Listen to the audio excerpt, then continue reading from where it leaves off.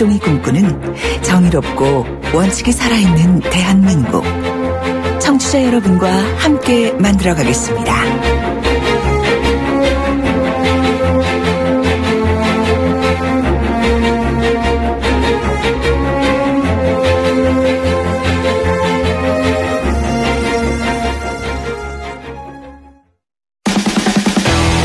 돌려보고 비틀어보는 오늘의 이슈.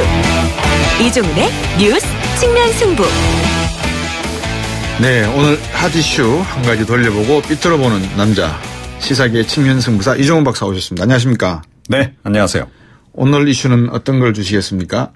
외계인과 황금박쥐.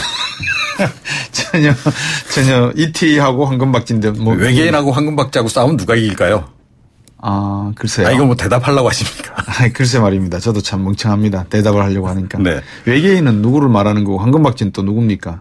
네. 어제 안철수 전 대표하고 안 전 대표 예. 그 전당대회 출마를 반대하는 국민의당 소속 그 국회의원 몇몇이 네, 회동을 갖지 않았습니까? 예, 그랬죠. 그 회동 뒤에 황주홍 의원이 이렇게 얘기를 했습니다.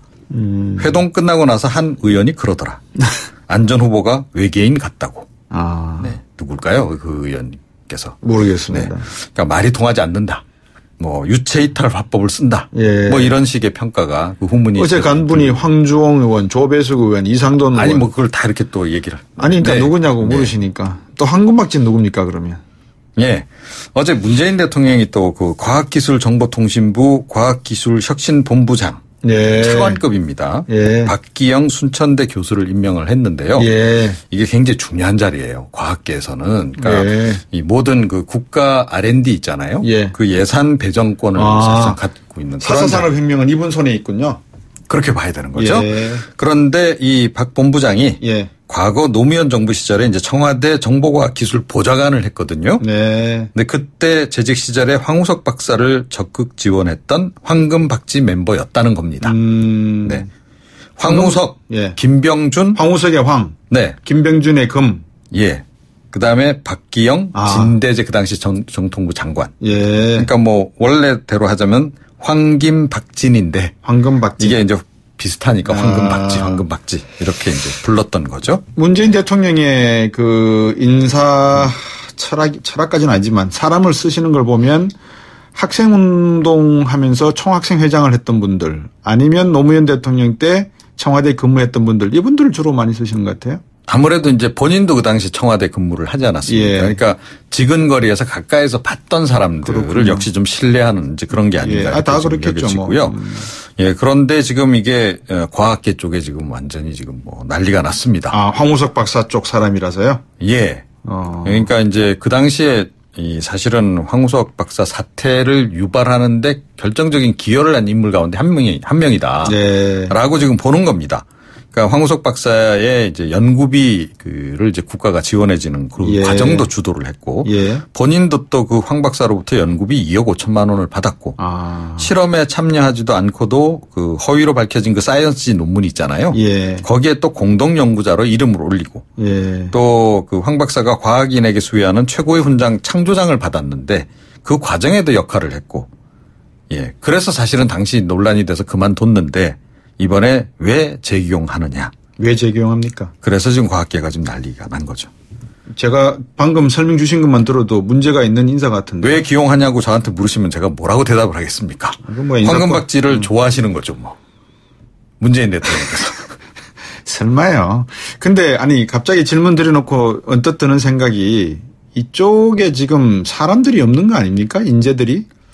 글쎄요. 인재풀 정도가 깊지가 않은 듯한 느낌이 드는데요. 아니 뭐 원래 그 뭐 어떤 그 대선 캠프든 네. 그 뭐 인적 자원이라는 게 한계가 있는 것이긴 하죠. 그런데 네. 이제 대통령이 되고 나면 예. 두루 인재를 등용을 하는 게 정상 아닌가요? 아니 당신께서도 그렇게 말씀하셨잖아요. 네. 협치와 그 연정을 통해서 통합을 하겠다, 이루시겠다라고 말씀하셨지 그렇죠. 않습니까? 대통합 뭐 인사. 예. 예. 예. 사실은 그런 맥락에서 보자면 예. 그러니까 과학기술계 인재도 많은데 그러니까요. 왜 굳이 이분을 그렇게까지 이렇게 중용을 해야 되느냐. 4차 산업혁명은 어느 정도 아시는지도 모르겠고. 아니 뭐 책을 바이오의 쓰긴 중요성도. 쓰셨더라고요. 아니, 그리고 그 문재인 4차 대통령이 산업혁명. 거기 또 뭐 이렇게 추천사도 쓰시고. 이공계에 계시는 분들은요. 세안 기술이 워낙 발전하기 때문에 5년만 뒤떨어져도 사실 이공계에서 별로 그렇게 신기술을 논할 수 있는 위치가 아닌 듯한 느낌을 제가 받거든요. 그렇긴 하죠. 예. 그다음에 뭐 이 4차 산업혁명이 어디로 흘러갈지 아무도 모르는 것 같죠. 그럼요. 네. 플랫폼도 없는 나라에서 무슨 4차 산업혁명입니까? 뜬금없이. 외계인과 황금박쥐 재등장 어떻게 봐야 됩니까 이거? 역사의 발전이거나 퇴보거나 둘 가운데 하나겠죠. 그죠? 네. 그런데 그 황우석 논문 조작 사건을 집중적으로 파헤쳤던 그 MBC 예. PD 수첩 예. 그 PD 기억하십니까? 한학수 전 한학수 PD인데 PD. 예. 자신의 SNS에 이런 글을 남겼습니다. 어떤 걸요? 한국 과학계의 슬픔이며 피땀 흘려 분투하는 이공계 연구자들에게 재앙이다. 오, 이거는 뭐 악평인데 악평이 아니라 악평 이거는 정도가 아니고 이거는 뭐 그야말로 재앙이라고 지금 표현을 하셨고요. 아이고. 또 안 전 대표 출마를 반대했던 국민의당 예. 의원 또 12명이 성명서 발표한 적이 있잖아요. 예. 그분들은 또 그때 거기에 어떻게 지적을 했느냐. 예. 패전을 하고도 혁신의 시기를 놓쳐버린 국가들은 결국 패망했다. 참. 야, 이 두 분이 이 황금박쥐하고 외계인이 공통점이 있는 모양이죠? 그러니까 황금박쥐를 기용하신 분과 예. 그러니까 이 외계인이 공통점이 좀 있다. 아, 그 두 분이 예. 어떤 뭐 게? 나쁘게 이야기하면 고집불통. 예. 좋게 말하면 정면 돌파. 예. 뭐 이런 거죠. 예. 문재인 대통령도 그 인사 문제에서는 의외로 좀 좋게 말하면 정면 돌파, 나쁘게 네. 얘기하면 고집불통이 좀 이제 간혹 드러나잖아요. 어떤 경우가 있었죠? 뭐 그 탁현민 행정관이 아, 대표적인 예, 예. 네. 강경화 송영무 장관. 예. 그렇게 야삼당이 다 반대라고 그렇군요. 그랬는데도 좀 밀어붙이시고. 김현정 씨도 있죠. 네. 예. 또 뭐 박기영 본부장도 지금 이번 같은 경우에 어떻게 할지 예. 모르겠는데 예. 그대로 뭐 고소할 가능성이 좀 높지 않나 이런 얘기가 좀 흘러나오고 있습니다. 예. 그러니까 문재인 대통령이 일종의 자기 확신 같은 게 있는 것 같아요. 내가 그래도 사람 보는 눈은 정확해. 뭐 이런 게 좀 있는 것 같은데요. 예. 그게 그대로 이제 맞아 떨어질지는 사실은 좀 더 두고 봐야 되는 그런 상황이고. 예. 안철수 전 대표도 이번 출마로 그 본인의 기본 성격을 그대로 잘 드러냈다라고 표현하는 분들이 좀 있더라고요. 그러니까 예. 그동안 안 전 대표를 도왔다가 좀 이렇게 멀어지신 분들 있잖아요. 사람들. 예. 그런 분들이 그렇게 좀 평가를 하더라고요. 그러니까 예. 알고 보면 굉장히 고집세고 지기 싫어하고 그런 부잣집 도련님 같은 이미지, 뭐 그런 지적을 좀 이제 하더라고요. 그 영웅과 모범생이라고 하는 것은 뭐 늘 같이 갈 수는 없는 거 아니겠습니까? 영웅 중에서는 상당히 좀 뭐 성격이 좀 그럴 분들도 계시는데 그래도 문재인 대통령이나 이런 안철수 전 대표 같은 사람들은 한 업을 이룬 분들 아니겠습니까? 그죠? 그렇죠. 예, 그런 면에서는 뭐 인사를 잘 보고 못 보고의 어떤 그런 문제도 결국 당신이 이제 책임지고 가야 될 사안이니까. 맞습니다. 네. 예. 어떻게 이게 다시 등장한 외계인과 황금박쥐 어떻게 해결하면 좋을까요? 네. 해결을 해야 어떻게 되겠다. 처결을 하는지 예, 하는 처결을. 건 좋을지. 황금박쥐를 재기용하신 분은 나라의 운명을 좌우하는 위치에 있고 예. 외계인으로 불리는 한 분은 이 한 정당의 운명을 좌우지우지하는 그런 이제 위치에 있다는 거죠. 예. 네. 글쎄요. 이 지구 평화에 도움을 주시면 좋겠는데 지구 평화에 도움이 되지 않는다면 네. 어떻게 하는 게 좋을까요? 스스로 사라져 주시거나. 네. 아유. 안 되면 뭐 다수결로 저 민주주의 국가에서는 다수결로 결정해야죠. 어떻게 하겠습니까? 예. 국민 여론. 예. 여론. 알겠습니다. 여기까지 듣도록 하겠습니다. 감사합니다. 네. 시사평론가 이정훈 박사였습니다. 청취자가 묻고 박 박사가 전한다. 방송을 들으시면서 궁금하신 사항은 문자 메시지로 보내주세요. 샵 0945번 우물정 0945번으로 짧은 문자 50원 긴 문자 100원의 정보 이용료가 있는 문자 메시지로 보내주시면 박 박사가 꼼꼼하게 읽고 인터뷰에서 대신 질문해드립니다. 오늘 들으신 인터뷰 방송은 YTN 라디오 곽수종의 뉴스 정면 승부 홈페이지나 팟캐스트, 팟빵을 통해 다시 확인하실 수도 있습니다.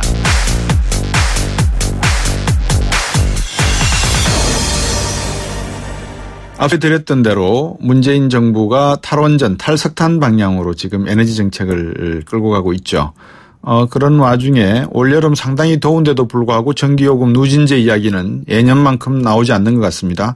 참 신기합니다. 예전에 다 쏟고 살은 것 같기도 하고요. 이게 뭐 도대체 무슨 일일까요? 산업용 전기요금 인상 소식은 들립니다. 이 검토하겠다는 건데요. 에너지경제연구원장 출신으로 문재인 정부 에너지 정책의 초안을 잡은 김진우 연세대학교 글로벌융합기술원 교수와 함께 말씀 나눠보겠습니다. 안녕하십니까? 네, 안녕하십니까. 예. 이 산업용 전기요금 인상 검토 소식이 있는데 상당히 산업계에서는 좀 예민하게 반응할 수도 있겠습니다. 예, 뭐, 인상이 된다면 상당히 뭐, 민감할 수 있겠죠. 예, 산업용. 적극적으로 네. 검토하고 있는 단계는 아직 아닌 듯해 보입니다만. 예, 산업용 전기요금 체계 좀 간단하게 청취자분들에게 좀 설명해 주시죠. 네, 우리나라의 그 전기요금 체계는 기본적으로 용도별 요금 체계입니다. 예, 그래서 예. 산업용이 있고 주택용이 있고 작년에 많이 논란이 됐었습니다만. 예. 일반용, 뭐 교육, 그다음 농사, 가로등 이렇게 6가지가 있고. 예. 특별 요금이 좀 따로 또 몇 가지 있습니다. 근데 산업용 요금은 상당히 복잡한 체계입니다. 아, 예. 우선 계약 전력 규모에 따라서 값으로 나누고요. 예. 그다음에 공급하는 전압에 따라서 또 이제 저압, 고압, A, B, C, D 이렇게 나누고. 예. 다시 또 계절별 또 시간대별로 또 요금을 차등을 두는 한 3, 4단계 아주 복잡한 요금 체계를 갖고 있습니다. 산업용은. 예. 예. 대신 누진제는 없습니다. 누진제는 없고요. 제가 기억하는 게 옳은지는 모르겠습니다만 가정용이 한 124원 킬로와트당. 그다음에 예. 산업용이 일반적으로 그냥 웅뚱그려서 평균적으로 이야기하면 한 108원 정도 되는 걸로 제가 알고 있거든요. 예, 맞습니다. 예, 그 정도 되는군요. 근데 예. 그렇게 놓고 보면 산업용 전기요금이 싸다고 할 수가 없는 것 같은데요. 그죠? 지금 현 상태로 봐서는요. 예. 뭐 산업용 전기요금을 뭐 굳이 인상해야 될 만한 요인이 있다고는 보기 어렵습니다. 그러니까요. 다만 이제 다른 나라들과 비교했을 때 우리나라 전기요금이 싸고. 예. 예. 그 다음에 그 중에서 산업용 요금 중에서도 특정 어떤 시간대에 전기요금이 과도하게 싸다는 점이 있어서. 예, 예. 부분적인 조정은 필요하다는 정도지 전반적으로 전기요금이 다 싸니까 이제 올려야 되겠다 하는 시대는 좀 지나간 것 같습니다. 예. 산업용 전기요금 체계가 상당히 복잡하다고 말씀을 주셨는데 그냥 상식적으로 봤을 때 아침 출근 시간 아침 한 6시부터 8시, 9시 사이에 일어나서 이제 전기 켜고 막 할 때 제일 피크가 올라갈 것 같고요.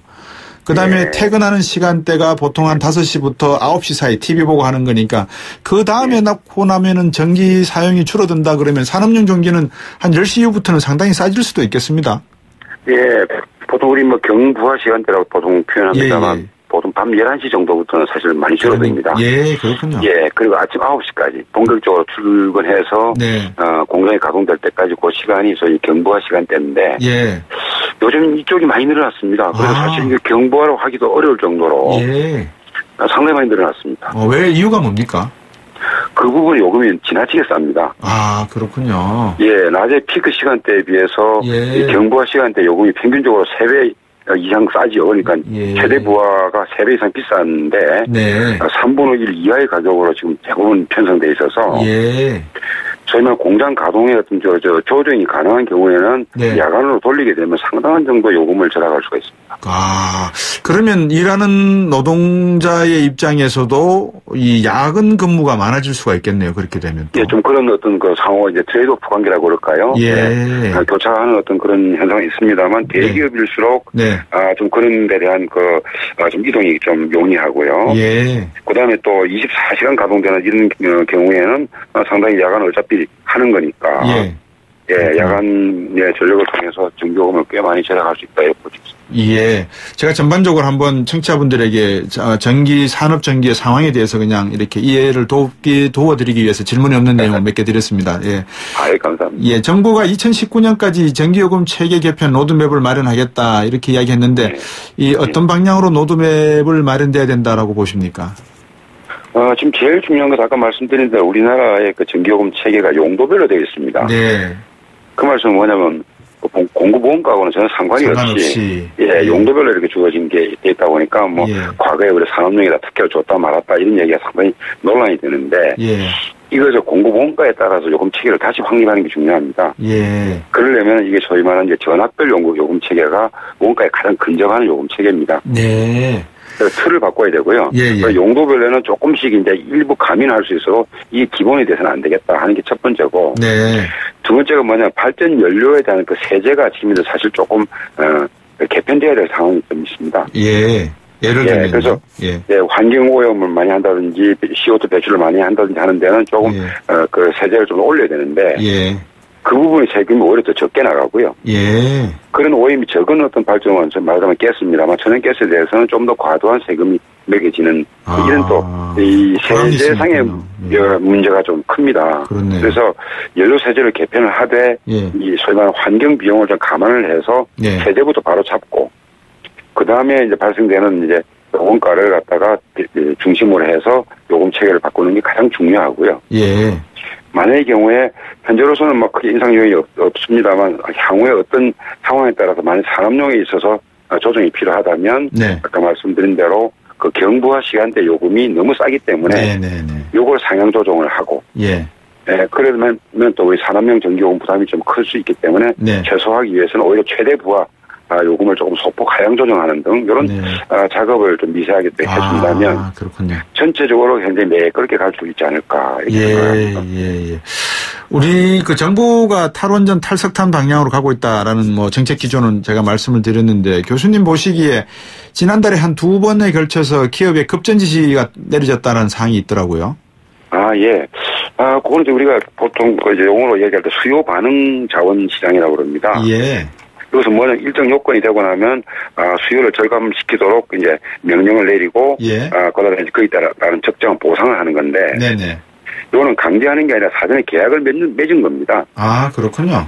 그거는 작동 요건이 있는데 이번에 2번에 걸친 것은 작동 요건에 부합해서 그렇습니다. 첫 번째 한 건 뭐냐면 최대 수요가 지난번 실적을 넘어설 때 갱신치에 그리고 이제 전력 개통에 불안정이 요인이 발생을 했을 때 개통 안정을 위해서 이제 하는 건데 이것은 사실은 수요를 줄이는 건데 이건 가상 발전기라고 이야기합니다. 왜냐하면 발전한 거하고 효과가 똑같습니다. 그래서 이번에는 요건이 발동이 돼가지고 사실상 그 가상 발전기를 2번을 가동한 거에 불과합니다. 그 급전 지시를 내렸다고 하니까 이제 만약에 이제 날씨가 덥고 뭐 이렇게 되니까 기업 쪽에다가 과거에 요 정도 넘어가게 되면 예비 전력량이 어느 정도 되니까 과거 데이터를 이용해서 요 정도 되면은 무조건 스탑시켜라 뭐 이런 그 매뉴얼이 있다는 말씀이신 거죠.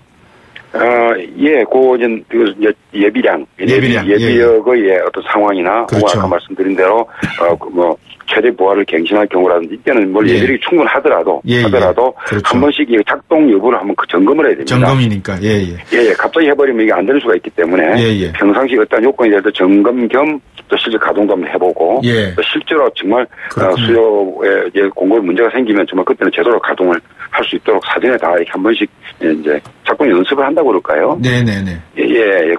발전기를 한번 돌려본다고 생각하는 것과 같은 개념입니다. 근데 그 탈석탄이라고 하는데 요즘 그 CO2 배출되는 게 이렇게 뭐라 그럽니까? 이게 채정하는, 그러니까 굴뚝에서 이렇게 걸러내는 그런 기술도 많이 나오고 있지 않습니까? 그런 면을 좀 강조하는 부분은 어떻게 보십니까?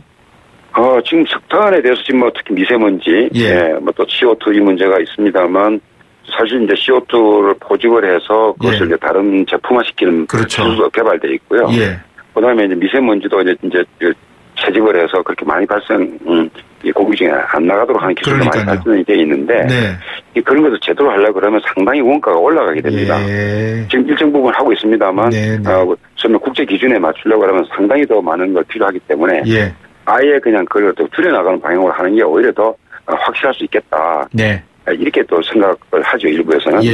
교수님 보시기에 지금 탈원전 정책 가지고 전기요금 오른다 내린다 여러 가지 이야기들이 많은데 어떤 영향을 주게 될 걸로 보십니까, 수급에? 수급 쪽은 제가 보기에 이게 한꺼번에 내일 아침부터 갑자기 원전을 다 닫자는 게 아니고요.